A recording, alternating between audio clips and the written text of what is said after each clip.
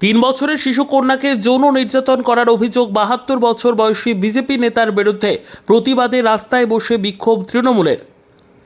নদিয়ার শান্তিপুর হরিপুর অঞ্চলে Nrisinghapur house site কলোনিতে 3 বছরের শিশু কন্যাকে যৌন নির্যাতনের অভিযোগ বিজেপির পঞ্চায়েত পদপ্রার্থীর বাবা মনোরঞ্জন হালদারের বিরুদ্ধে। তিনি বিজেপির 86/73 বুথের সভাপতিও।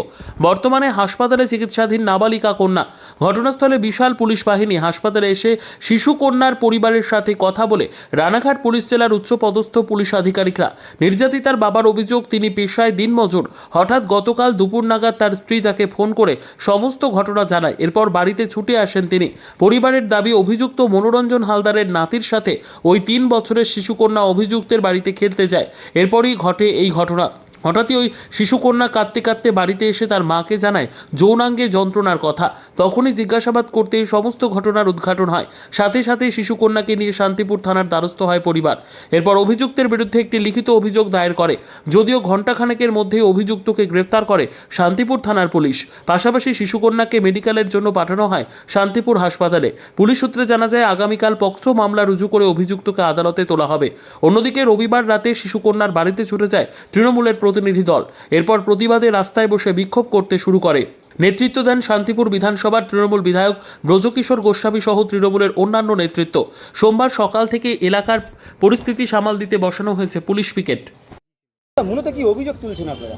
দেখুন, অভিযোগ কিছু না, এটা অত্যন্ত দুর্ভাগ্যজনক। ভারতীয় জনতা পার্টির বুথ সভাপতি, তার ছেলে 2023 সালে পঞ্চায়েতের ক্যান্ডিডেট ছিল, সে তার বিরুদ্ধে আজকে অভিযোগ যে একটি দুধের শিশু, আমি কত বয়স সেটা বলতেই পারবো না, আমি দেখে এলাম, আমার কান্না পাচ্ছে যে একজন সুস্থ মানুষ কি করে এ ধরনের ঘটনা ঘটাতে পারে। পুলিশ কি অভিযুক্তকে গ্রেফতার করেছে? নিশ্চিতভাবে প্রশাসন অভিযুক্তকে গ্রেপ্তার করেছে। আমরা দোষীদের কঠোর থেকে কঠোরতম শাস্তি চাইছি এবং এর জন্যই অপরাজিতা বিলের প্রয়োজনীয়তা আছে অনুভব করে মাননীয় মুখ্যমন্ত্রী বিধানসভায় বিল নিয়ে এসেছিলেন। আচ্ছা, এই যে একটা নিন্দনীয় একদম লক্ষ্যযোগ্য যে ঘটনা, সেখানে কিন্তু আপনারা গিয়েছিলেন এবং আপনারা প্রতিবাদে কিন্তু সরব হয়েছেন।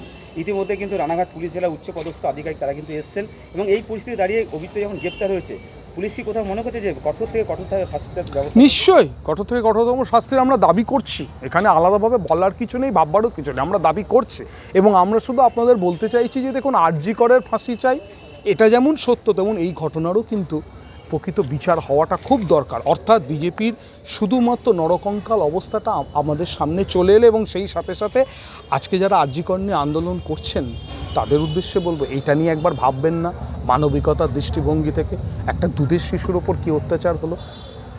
আপনারা কি পরিবারের পাশে রয়েছে? 100 ভাগ আমি পরিবারের সাথে দেখা করেছি, পরিবারের পাশে আমরা একদম রয়েছি এবং সেই সাথে সাথে আমাদের ওই অঞ্চলের প্রধান বীরেন মাহাতো আছে এবং সেই সাথে দলীয়ভাবে আমাদের ওই অঞ্চলের ব্লক সভাপতি সেখানেও উপস্থিত ছিলেন এবং ব্লক থেকেও আমরা দলীয়ভাবে যা যা করণীয় আমরা করব। এর পরবর্তীতে কি আরও কোনো আপনাদের প্রতিবাদ বা কিছু অনুষ্ঠিত হবে? সেটা পরবর্তীকালে আমরা সিদ্ধান্ত নেব। Bureau report, PB news. Sun hospital, এখানে যে কোনো রকমের চিকিৎসার বিশ্বস্ত প্রতিষ্ঠান। খুবই কম খরচে বিশ্বমানের চিকিৎসা প্রদান করে থাকে। উন্নত মানের ওয়ার্ড কেবিন, পরিষ্কার পরিচ্ছন্ন পরিবেশ দ্বারা সুসজ্জিত চিকিৎসা ব্যবস্থা রয়েছে। এছাড়া স্বাস্থ্যসাথী কাজেও পরিষেবা প্রদান করা হয়। সুতরাং আজই যোগাযোগ করুন সান হসপিটালে। ঠিকানা GT road, Bhangakuthi, Bardhaman. Phone number মনে রাখবেন 9434188262 অথবা 83730954222।